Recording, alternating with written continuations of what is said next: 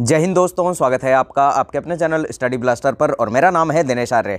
तो यहाँ पर देखिए एनटीपीसी ने यहाँ पर लेवल 5 के टाइपिंग टेस्ट का रिजल्ट जारी कर दिया है। बहुत सारे जोन से यहाँ पर रिजल्ट जारी हो चुका है, कुछ जोन का यहाँ रिजल्ट बाकी है, वो भी यहाँ पर आने वाले कुछ दिनों में जारी कर दिया जाएगा। अब यहाँ पर रिजल्ट जारी होने से जो एनटीपीसी का टाइपिंग टेस्ट का रिजल्ट जारी हुआ है उससे यहाँ पर रेलवे ग्रुप डी की कट ऑफ पर क्या इफेक्ट पड़ेगा और यहाँ पर क्या अब 40 नंबर जिस कैंडिडेट के आ रहे हैं, जिस कैंडिडेट के रेलवे ग्रुप डी के अंदर 40 नंबर आ रहे हैं, क्या उसका भी सिलेक्शन यहाँ पर हो पाएगा। तो सारी चीज़ों पर एक एक करके बात करेंगे। सबसे पहले यहाँ पर देखिएगा कि यहाँ जो आपका एनटीपीसी का टाइपिंग टेस्ट का रिजल्ट है वो अभी यहाँ पर जम्मू का आ चुका है, चंडीगढ़ का आ गया है, रांची का आ गया है, तिरुवनंतपुरम का आ गया है, चेन्नई का आ गया है, भुवनेश्वर का आ गया है, सिलीगुड़ी का आ गया है। तो इतने जोन से यहाँ पर अभी तक रिजल्ट जारी कर दिया गया है और बाकी जोन का रिजल्ट भी यहाँ धीरे धीरे अपडेट हो जाएगा। तो इसमें बिल्कुल भी टेंशन वाली बात नहीं है। तो यहाँ पर एनटीपीसी के रिजल्ट को लेकर बहुत बड़ी यहाँ पर खुशखबरी है कि यहाँ पर टाइपिंग टेस्ट का रिजल्ट भी लेवल 5 का यहाँ आ गया है बहुत सारे जोन्स का।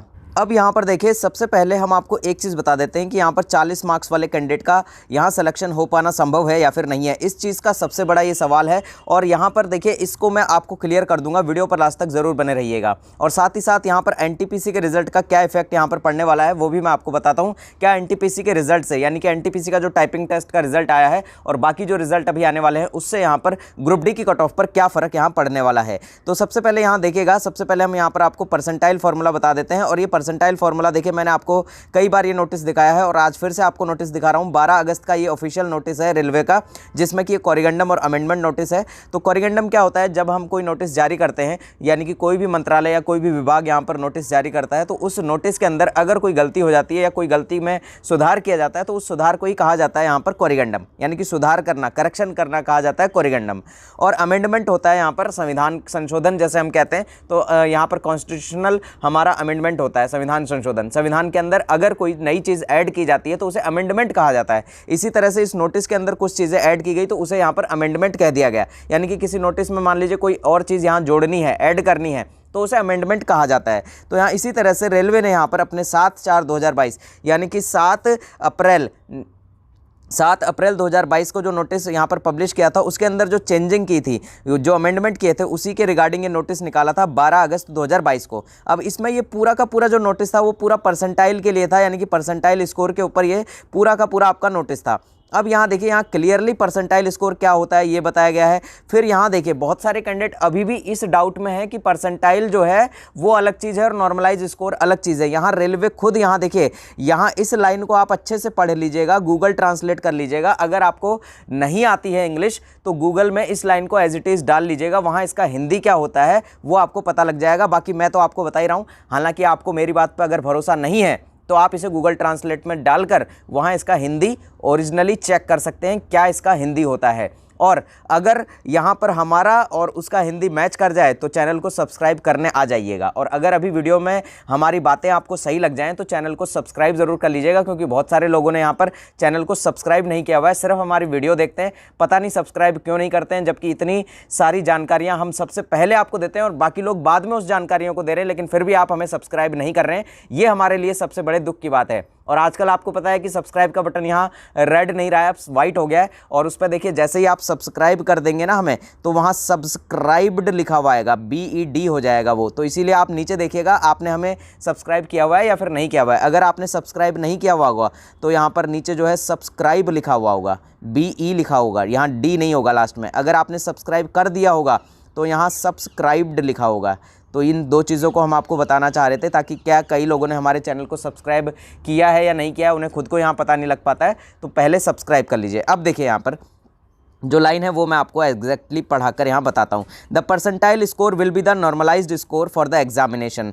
यहाँ देखिए इस लाइन का मतलब है कि यहाँ पर जो आपका परसेंटाइल स्कोर है वही आपका नॉर्मलाइजेशन स्कोर होगा एग्जामिनेशन के लिए। यहाँ रेलवे खुद इस बात को क्लियरली यहाँ पर लिखा हुआ है और बार बार मैं इस चीज़ को आपको बताता रहता हूँ। और यहाँ देखिए ये फॉर्मूला भी यहाँ पर क्लियरली रेलवे ने लिखा हुआ है कि यहाँ इस परसेंटाइल स्कोर का जो फॉर्मूला है उसमें देखिए क्या करना है। ऊपर आपको यहाँ पर जिस शिफ्ट के अंदर, मान लीजिए किसी शिफ्ट के अंदर किसी कैंडिडेट का यहाँ पर परसेंटाइल स्कोर निकालना है, तो यहाँ क्या किया जाएगा, उस कैंडिडेट के बराबर या फिर उससे कम मार्क्स पाने वाले कैंडिडेट की जो संख्या है उसको ऊपर लिख दिया जाएगा। दोबारा सुनिएगा, यानी कि किसी कैंडिडेट का हमें नॉर्मलाइज स्कोर निकालना है तो हम क्या करेंगे, यहाँ पर उस कैंडिडेट के बराबर या उससे कम मार्क्स पाने वाले जो कैंडिडेट की संख्या है उसे कहाँ लिखा जाएगा, यहाँ पर ऊपर लिखा जाएगा इस फॉर्मूले में, और नीचे लिख देंगे उस शिफ्ट के अंदर कितने कैंडिडेट यहाँ पर उपस्थित हुए थे, यानी कि उस शिफ्ट के टोटल कैंडिडेट कितने थे जो कि उस दिन एग्जाम देने आए थे, और इसे हम मल्टीप्लाई कर देंगे 100 से। मान लीजिए किसी शिफ्ट के अंदर यहाँ पर 100 कैंडिडेट उपस्थित थे। अब इसमें किसी एक कैंडिडेट का रॉ स्कोर यहाँ पर 40 आ रहा है, ठीक है बात। अब यहाँ पर इस 40 नंबर वाले कैंडिडेट का हमें परसेंटाइल स्कोर निकालना है। तो यहाँ पर मान लीजिए इस 40 स्कोर से बराबर या इस 40 स्कोर से नीचे मार्क्स पाने वाले कैंडिडेट की संख्या कितनी है। यहाँ पर मान लीजिए यहाँ पर इनकी संख्या जो है 60 है। कितनी है यहाँ पर 60 कैंडिडेट ऐसे हैं जिनका मार्क्स यहाँ पर 40 या फिर 40 से कम आ रहा है। तो हम इस फॉर्मूले के अंदर इसे फिट करते हैं। तो यहाँ देखिए टोटल कैंडिडेट तो कितने थे उस शिफ्ट के अंदर, 100 थे। अब यहाँ पर देखिए 40 या 40 से कम मार्क्स पाने वाले कैंडिडेट की संख्या कितनी हो गई, यहाँ पर 60 हो गई, और यहाँ इसे हम मल्टीप्लाई कर देंगे 100 से, तो ये 0 कट हो गया और ये 60 हो गया। इस तरह से 40 वाला कैंडिडेट कहाँ पहुँच गया, यहाँ पर 60 पर पहुँच गया। अब बहुत सारे कैंडिडेट बार बार ये सवाल मुझसे कर रहे हैं कि सर ये 60 जो है परसेंटाइल है। सर यहाँ रेलवे का आप ये ऑफिशियल नोटिस पढ़ लीजिए, मैं तो कुछ नहीं कह रहा हूँ, जो रेलवे का ऑफिशियल नोटिस है उसे आप अच्छे से पढ़ लीजिए। तो यहाँ पर 40 वाला बंदा उस केस में कहाँ पहुँच गया, 60 पर पहुँच गया।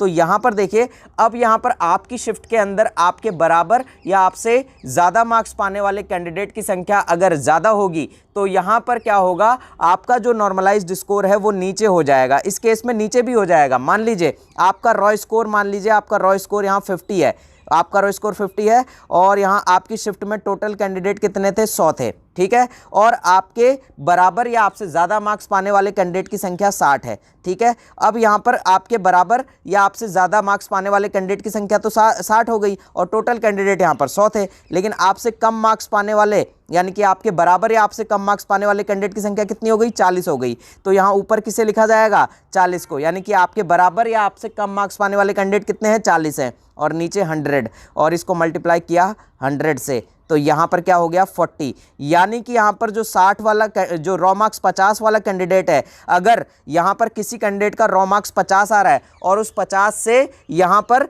ज़्यादा मार्क्स पाने वाले कैंडिडेट की संख्या अगर ज़्यादा है, तो यहाँ उस केस में उस कैंडिडेट का जो नॉर्मलाइजेशन स्कोर है यानी कि नॉर्मलाइज जो स्कोर है वो यहाँ कम भी हो सकता है। तो डिपेंड करेगा आपके लक के ऊपर कि आपकी शिफ्ट के अंदर आपके बराबर या आपसे ज़्यादा मार्क्स पाने वाले कैंडिडेट अगर यहाँ पर ज़्यादा होंगे तो निश्चित रूप से आपका जो यहाँ परसेंटाइल स्कोर है वो यहाँ इंक्रीज़ नहीं होगा। हो सकता है कि आपका जो परसेंटाइल स्कोर है वो डिक्रीज़ भी हो जाए, ठीक है। दोनों केस यहाँ बन सकते हैं। आपका लक फैक्टर, आपका भाग्य यहाँ पर बहुत कुछ डिपेंड करेगा कि आपका नॉर्मलाइज्ड स्कोर जो है वो कितना इंक्रीज़ होगा या कितना डिक्रीज़ होगा। दूसरा केस है, अगर आपसे बराबर यानी कि आपके बराबर या आपसे कम मार्क्स पाने वाले कैंडिडेट की संख्या अगर यहाँ ज़्यादा होती है तो यहाँ पर आपका जो रॉ स्कोर है यानी कि आपका जो रॉ स्कोर है उसमें बढ़ोतरी देखने को आपको मिलेगी, यानी कि आपका जो परसेंटाइल स्कोर है वो यहाँ पर इंक्रीज हो जाएगा। किस केस में, जब आपके बराबर या आपसे कम मार्क्स पाने वाले कैंडिडेट यहाँ ज़्यादा होंगे। लेकिन अगर आपके बराबर या आपसे ज़्यादा मार्क्स पाने वाले कैंडिडेट यहाँ ज़्यादा होंगे तो आपका परसेंटाइल स्कोर डाउन जाएगा। लेकिन आपके बराबर या आपसे कम मार्क्स पाने वाले कैंडिडेट की संख्या अगर ज़्यादा होगी तो आपका यहाँ पर परसेंटाइल स्कोर जो है वो इंक्रीज हो जाएगा। ये बिल्कुल शेयर मार्केट की तरह करेगा। जैसे शेयर मार्केट में आप अपना शेयर डालेंगे, जितने ज़्यादा आपके शेयर होंगे उतना ज़्यादा आपको प्रॉफिट होगा अगर मार्केट यहाँ उठता है तो। उसी तरह से यहाँ पर भी आपसे बराबर या आपसे कम मार्क्स पाने वाले कैंडिडेट की संख्या जितनी ज़्यादा होगी उतना ही ज़्यादा आपको यहाँ फ़ायदा होने वाला है। तो इसीलिए यहाँ पर आप बस प्रार्थना कीजिए कि आपका जो मार्क्स है, आपके मार्क्स के बराबर या आपसे कम मार्क्स पाने वाले कैंडिडेट यहाँ ज़्यादा हों ताकि आपका जो नॉर्मलाइज्ड स्कोर है वो यहाँ बढ़ सके। तो नॉर्मल से बात ये है कि आपका जो लक फैक्टर है वो यहाँ बहुत बड़ा रोल प्ले करने वाला है। तो इसीलिए अभी गेम के अंदर 40 नंबर वाला भी बना हुआ है, 45 वाला भी बना हुआ है और 50 वाला भी अभी बना हुआ है। कोई भी कैंडिडेट अभी बाहर नहीं हुआ है। शिफ्ट के ऊपर डिपेंड करेगा कि आपकी शिफ्ट, देखिए नॉर्मलाइजेशन भी शिफ्ट के अकॉर्डिंग होगा। क्लियरली यहाँ रेलवे ने कहा है। बहुत सारे कैंडिडेट क्या है, पूरा वीडियो देखते नहीं है और फिर कमेंट करने लग जाते हैं। पूरा वीडियो तो देख लीजिए कम से कम। अगर आप यहाँ पर इतना दिमाग लगा रहे हैं तो कम से कम वीडियो देखने में पूरा दिमाग लगा लीजिए। 5-10 मिनट का वीडियो होता है, कोई ऐसा भी नहीं है 2-3 घंटे का वीडियो है। 5-10 मिनट अगर अच्छे से वीडियो देख लेंगे तो सारी बातें आपको क्लियरली ही समझ में आ जाएंगी। यहाँ देखिए रेलवे ने क्लियरली कहा है number of candidate appear in the shift, यानी कि आपका जो नॉर्मलाइजेशन होगा वो यहाँ शिफ्ट वाइज होगा, यानी कि यहाँ आपका पूरा डे वाइज नॉर्मलाइजेशन नहीं होगा और यहाँ पूरी जो आपकी पूरी की पूरी फेज़ है ना ही फेज़ वाइज आपका यहाँ पर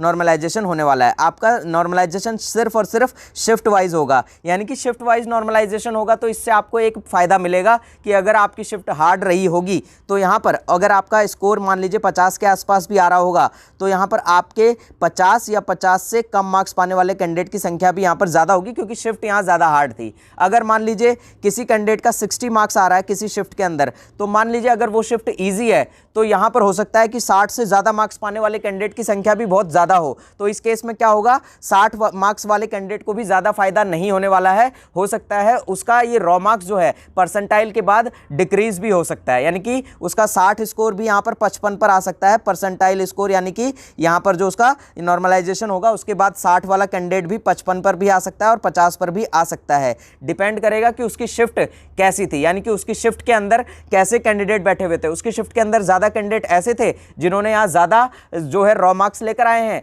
तो उसका मार्क्स यहाँ घट जाएगा। अगर उसकी शिफ्ट के अंदर ऐसे कैंडिडेट बैठे हुए हैं जो कि उसके बराबर या उससे कम मार्क्स पाने वाले कैंडिडेट हैं तो यहाँ पर उस केस में उसका परसेंटाइल स्कोर बढ़ जाएगा। तो ये बार बार मैं आपको वही बात बता रहा हूँ और इस बात को अच्छे से गांठ बांध लीजिएगा। अब यहाँ अगला जो सवाल आ रहा था कि यहाँ पर एनटीपीसी का जो टाइपिंग रिजल्ट है इसकी वजह से यहाँ पर रेलवे ग्रुप डी की जो कट ऑफ है क्या वो कम चली जाएगी? तो बिल्कुल भी ऐसा नहीं होने वाला है। ध्यान रखिएगा क्यों नहीं होने वाला है, क्योंकि यहाँ पर जो एनटीपीसी जिन लोगों ने दिया है अगर उन्होंने ग्रुप डी भी दिया होगा तो वो तो पेपर यहाँ पर दे ही चुके हैं। तो पेपर अगर वो दे चुके हैं तो यहाँ पर अब यहाँ पर कट ऑफ पर कोई भी फर्क नहीं पड़ने वाला है। उन्होंने तो यहाँ पर एग्जाम दे दिया है तो एग्जाम में तो उनके मार्क्स जुड़ेंगे ही जुड़ेंगे।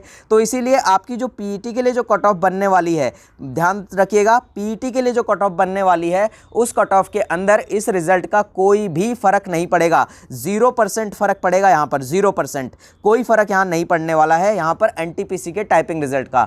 लेकिन एक बात से यहाँ पर फायदा होगा आपके पीईटी के अंदर, अगर आप यहाँ पर पीईटी के लिए क्वालिफाई कर जाते हैं तो आपके लिए गोल्डन चांस रहेगा। क्यों? क्योंकि यहाँ पर अगर एनटीपीसी का रिजल्ट यहाँ पर पीईटी से पहले आ जाता है पूरा का पूरा तो यहाँ बहुत सारे कैंडिडेट ऐसे हैं जो कि यहाँ पर पीईटी देने नहीं जाएंगे। अगर उनका यहाँ पर टाइपिंग टेस्ट निकल गया तो उसके बाद यहाँ पर डीवी मेडिकल बचा हुआ है तो उसमें लगभग यहाँ पर 100 में से 99 कैंडिडेट यहाँ पर पास हो ही जाते हैं, तो उसमें कोई ज़्यादा बड़ी बात नहीं है। तो इसीलिए यहाँ पर जो एनटीपीसी का प्रोसेस है, एनटीपीसी का जो यहाँ टाइपिंग रिजल्ट है, अगर वो सभी जोन का पहले आ जाता है तो पीईटी में आपको यहाँ पर बहुत बड़ा फायदा होने वाला है। यानी कि पीईटी में फ़ायदा कैसे होगा, मान लीजिए आपके जोन से यहाँ पर 5000 सीटें हैं और यहाँ पर 5000 के लिए यहाँ पर पीईटी के लिए कितने बुलाए जाने हैं, तो 3 गुना बुलाए जाने हैं। तो यहाँ 15000 कैंडिडेट बुलाए जाने हैं। तो 15000 में से मान लीजिए यहाँ पर 2000 कैंडिडेट आपके जो है एनटीपीसी वाले थे, यानी कि 2000 कैंडिडेट आपके एनटीपीसी वाले थे। तो 2000 कैंडिडेट तो यहाँ पर 15000 में से वैसे ही कम हो गए। तो 15000 में से 2000 कम हो गए तो यहाँ आपके पीईटी के लिए कितने कैंडिडेट बचे? अब 13000 ही बचे। तो 13000 कैंडिडेट ही यहाँ पर पीईटी के लिए नहीं जाएंगे। 13000 में से भी मान लीजिए बहुत सारे कैंडिडेट का अलग अलग जगह यहाँ पर सिलेक्शन हो गया होगा। कोई यहाँ अपने जो है अपना एसएससी का जीडी है वहाँ सेलेक्ट हो गया होगा, कोई स्टेट के एग्जाम में सेलेक्ट हो गया होगा, एमटीएस में सेलेक्ट हो गया होगा, एसएससी सीएचएसएल में सेलेक्ट हो गया होगा। तो बहुत सारे कैंडिडेट अलग अलग जगह यहाँ पर सेलेक्ट हो गए होंगे जो कि यहाँ ग्रुप डी पास करेंगे, क्योंकि उन्होंने ग्रुप डी भी दिया होगा। तो यहाँ पर इसीलिए पीईटी के अंदर आपका जो कंपटीशन है वो कम हो जाएगा। तो पीईटी में मान लीजिए 15000 तो यहाँ बुलाए जाने थे लेकिन यहाँ 10000 कैंडिडेट ही पहुंचे। तो उस केस में क्या होगा कि आपकी जो फाइनल कट ऑफ है ना उसका यहाँ पर कम जाना तय है। यानी कि आपकी जो फाइनल कट ऑफ बनेगी, जो डीवी के लिए जो आपकी कट ऑफ बनने वाली है उसका यहाँ पर डाउन जाना बिल्कुल निश्चित है, क्योंकि यहाँ पर एनटीपीसी प्रोसेस अगर पहले हो जाता है तो इसीलिए आपको फायदा तो कहीं ना कहीं होगा ही। लेकिन कट ऑफ के अंदर जो पीईटी के लिए जो कट ऑफ बनने वाली है उसके अंदर आपको यहाँ पर एनटीपीसी के रिजल्ट का कोई भी फर्क नहीं पड़ने वाला है। लेकिन फिर भी यहाँ फर्क बहुत कुछ पड़ेगा। तो इसीलिए यहाँ पर एनटीपीसी का रिजल्ट पहले आना बहुत ज़रूरी है। तो इस चीज़ की आप डिमांड भी करते रहिए और रेलवे को लगातार यहाँ पर आप ट्वीट भी करते रहिए कि यहाँ पर एनटीपीसी का जो रिजल्ट है वो यहाँ पहले दिया जाए, ताकि रेलवे तक ये बात पहुँचे और रेलवे इस पर एक्शन ले। देखिए आप लोगों की बात है, आप लोगों को पहुँचानी पड़ेगी किसी ना किसी जरिए से। तो मिलते हैं अगले वीडियो में, तब तक के लिए जय हिंद, जय भारत।